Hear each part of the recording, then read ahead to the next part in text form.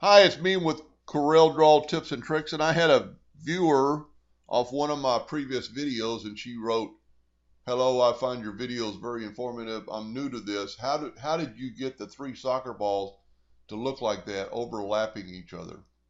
And when I first read it, I said, I had no clue what she even meant. I mean, that to me just overlapped, and it was easy, and you could just move them around, and they would look like they're overlapped each other. But then I thought, well, let's look into it, and sure enough, there's a white background. When I created this for somebody a couple weeks ago, I basically did the video uh, to show them how to put it into a bag. But when you do it with balls that don't have a white background, and if you're new to a laser engraver, this will engrave just ever so slightly. If you're doing it on wood, you're going to sand, it doesn't really matter. But if you're doing it on a pretty piano finished plaque, it's going to rub the varnish off. Or at least in my case, I've had some people tell me it doesn't.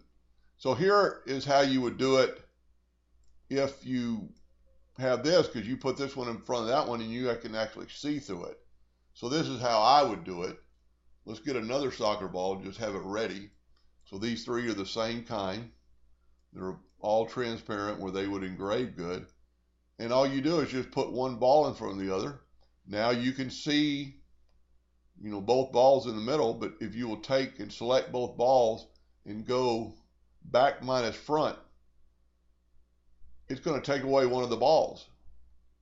And then you just, you know what? I'm going to back up here. What would even be better to get it right in the exact same spot would be to not even use this ball and Control D and make a duplicate of it and have your nudge distance set at, well, we set on 5. Let's leave it on 10 inches, Now, and you'll see why.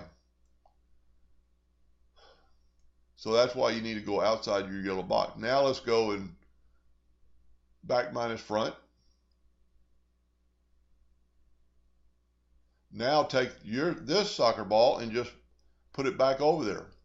So now it looks like one soccer ball is in front of the other one. Now I would definitely, if I was ever gonna use a soccer ball, I would make the lines a little thicker. Um, so that was a good question. I was a little bit hesitant at first, but makes a lot of sense. Anyway, hope that helped a little bit, and thank you for watching.